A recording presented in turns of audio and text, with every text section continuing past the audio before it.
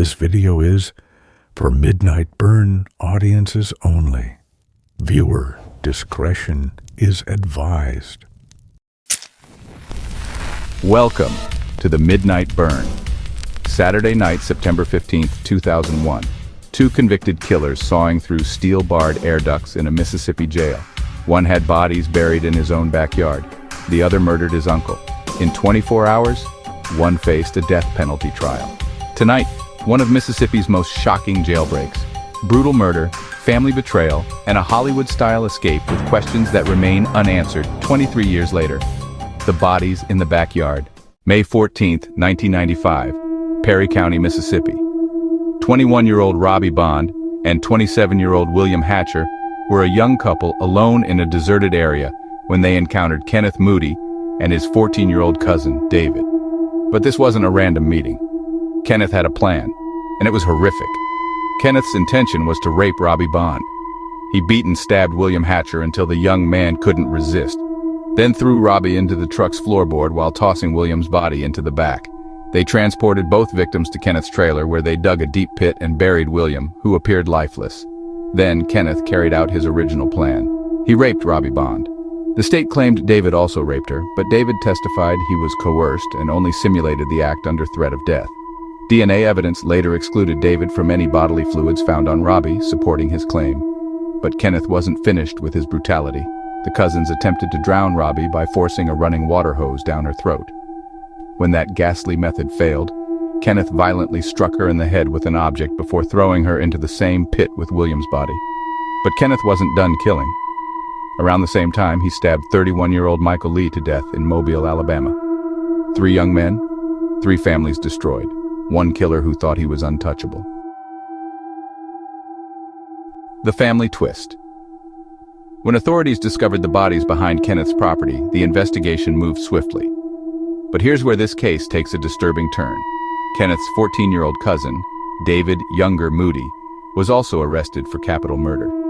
A child barely old enough to drive, facing the same charges as his adult cousin. What kind of family dynamic creates this scenario? What did Kenneth promise this kid? What did he threaten? The prosecution argued both were equally responsible. The defense claimed David was manipulated.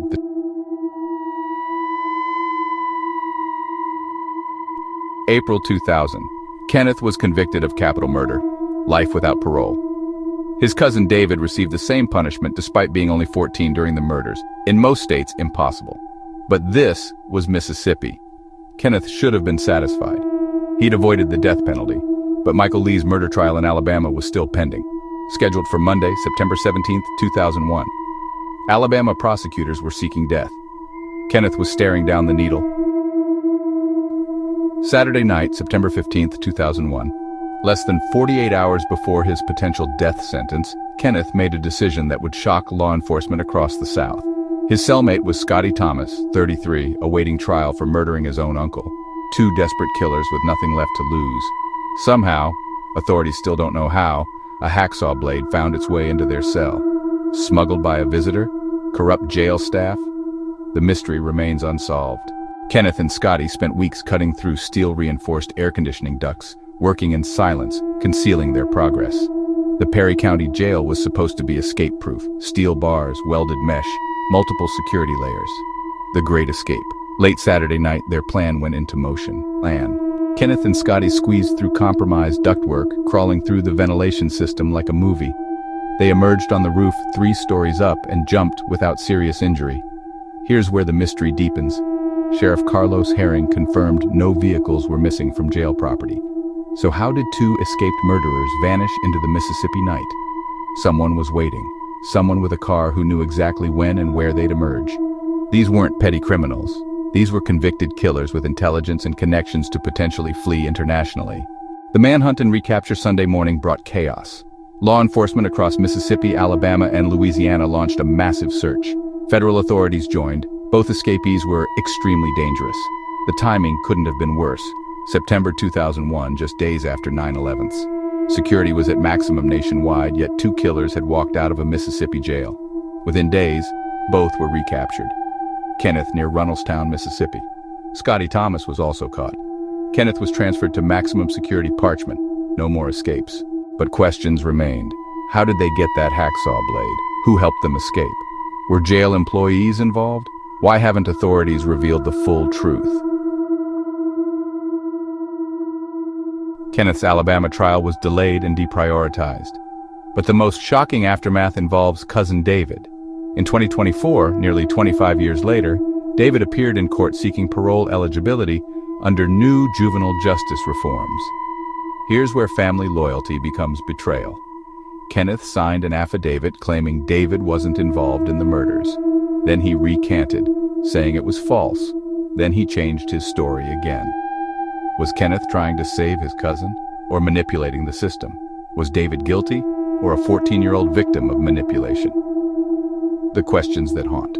23 years later, disturbing questions remain. How does a hacksaw blade enter a secure jail? Someone smuggled it in. Who? Why hasn't that person been charged? Who was waiting outside that Saturday night?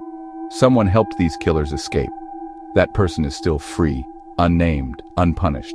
Was David truly guilty at 14, or manipulated by Kenneth? Conflicting stories make truth impossible to determine. Are there more victims? Kenneth was methodical. 3 murders we know about. But were there others? Why do key details remain sealed?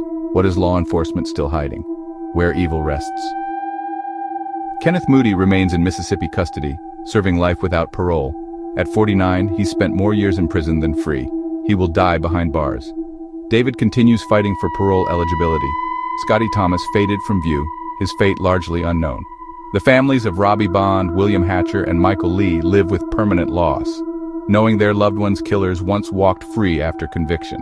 Kenneth didn't just kill these individuals. He destroyed families, corrupted his teenage cousin, exposed system weaknesses, and created mysteries law enforcement won't explain. The bodies buried behind his home were discovered, but Perry County's secrets remain just as deep. If this case shocked you, share this video. Let people know this story. Drop a comment. Do you think David was guilty or manipulated? Did Kenneth have inside help?